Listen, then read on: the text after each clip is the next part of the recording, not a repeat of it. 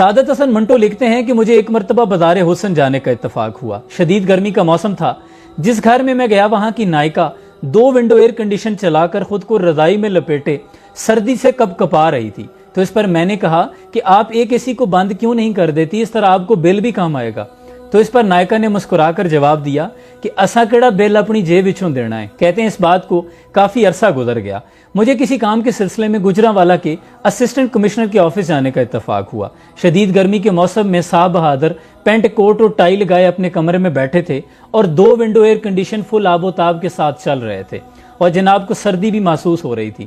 تو اس پر میں نے کہا کہ جناب آپ ایک اے سی کو بند کیوں نہیں کر دیتے، اس طرح آپ کو بل بھی کم آئے گا۔ تو اس پر صاحب بہادر نے جواب دیا کہ اساں کیڑا بل اپنی جیب وچوں دینا ہے۔ کہتے ہیں کہ فوراً میرا خیال اسی بازار حسن کی نائکا کی طرف چلا گیا، کیونکہ دونوں کے مکالمے اور دونوں کی سوچ ایک ہی جیسی ہے۔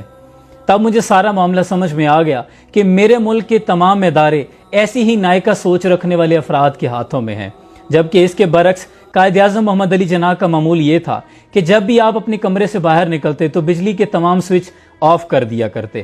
آپ اپنے گھر میں ہوں، ہمارے ساتھ ہوتے یا کسی بھی میزبان کے ساتھ، تو آپ کی یہی عادت ہوا کرتی۔ ایک روز میں نے پوچھ لیا کہ قائد آپ ایسا کیوں کرتے ہیں؟ تو قائد نے کہا کہ یہ میرا ملک ہے، مجھے اپنے ملک کا ایک بھی یونٹ ضائع نہیں کرنا چاہیے۔ آخری مرتبہ قائد سے میری ملاقات 31 اگست 1947 کو گورنر جنرل ہاؤس پر ہوئی۔ ملاقات کے بعد جب وہ معمول کے مطابق مجھے سیڑھیوں پر چھوڑنے کے لیے آئے تو کمرے سے نکلتے ہوئے حسب عادت انہوں نے بجلی کے تمام سوئچ آف کر دیے۔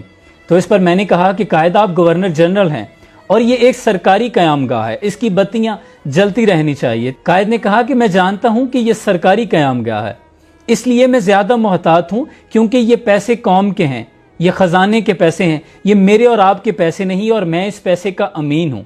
اس کے برعکس اگر میں اپنے گھر میں ہوتا تو پھر مجھے اختیار تھا کہ میں بتیاں جلائے رکھتا رات بھر، لیکن یہاں میں کسی اور حیثیت سے ہوں۔ تم زینے سے نیچے اتر جاؤ، میں یہ بھی بلب بند کر دوں گا۔ یہ وہ سوچ تھی جو ملک کو بنانے والی تھی، اور آج جو سوچ ہے وہ ملک کو کھانے والی ہے۔ اب آپ نے فیصلہ کرنا ہے کہ آپ کس سوچ کے امین ہیں۔ اللہ آسانیاں حاصل اور تقسیم کرنے کا شرف عطا فرمائے، آمین۔